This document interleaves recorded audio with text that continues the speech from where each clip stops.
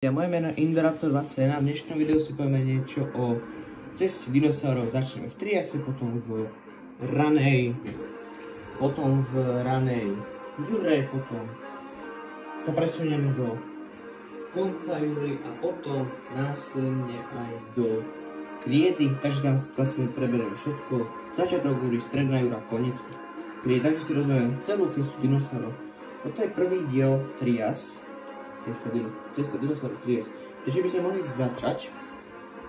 Vpravo hore vidíte mapu Pangei.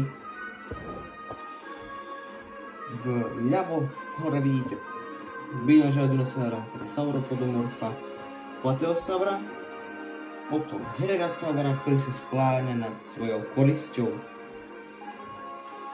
V strede teda dole môžete si všimnúť Staroplaceriasov, druh tvorov alebo živočícha, ktorý nebol vôbec spojený s dinosaurami, patril do čelade Diceratodontov, teda príbuzných, takže tvorov príbuzných s Lystrosaurus. Lystrosaurus taktiež v Triase, ale vyhynul nejako tak pred koncom. A následne vpravo môžete si všimnúť Saurosucha, najväčšieho predátora, ktorý kedy žil v Triase.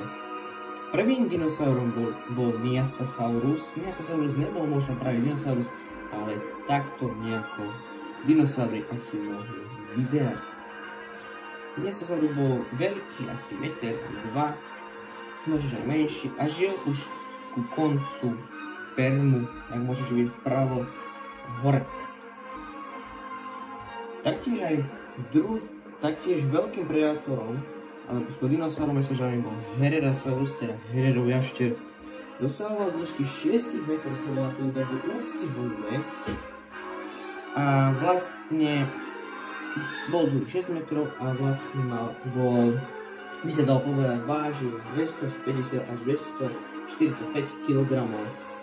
Konkurencia tam vtedy bola najväčšia, ako napríklad Archosaurus, Saurosuchus, tak som už hovoril. Tento predátor bol dlhý 6 až 7 metrov.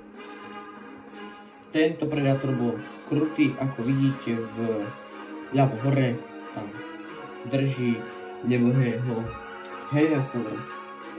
Vpravo si môžete všimnúť jeho lebku, ktorá bola dlhá 70, možno 60, 70 až 80 cm dlhá. A dole vidíte stavbu jeho tela. Ďalšou konkurenciou mohol byť aj Desmatosuchus. Desmatosuchus mal na chrbáte, teda obranný štít, sa hovorí teda osteodermy. Desmatosuchus bol krokodíl a vlastne v Triase bol taký trend krokodíl, by sa dal povedať. Desmatosuchus mal na čenichu alebo na nose rypák, ako si môžete všimnúť aj hore, teda vpravo hore, aj dole, teda vľavo dole. Ďalšou konkurenciou mohol byť aj druh Placeriasa, ako sme si povedali, teda, ktorý patrí medzi Diceratodontov, tam patrí aj Lystrosaurus.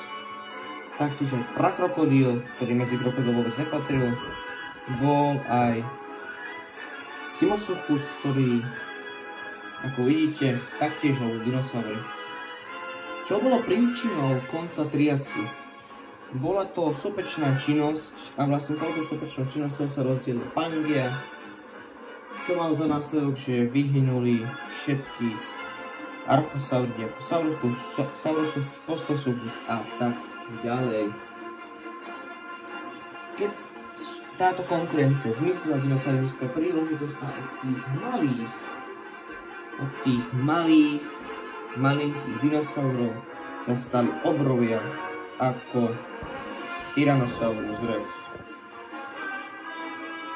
Toto bol asi taký prvý diel, by sa dalo povedať. Ja dúfam, že sa vám páči, dáte like, odber a my sa vidíme v ďalšom pokračovaní. Tešte sa, ja sa taktiež teším.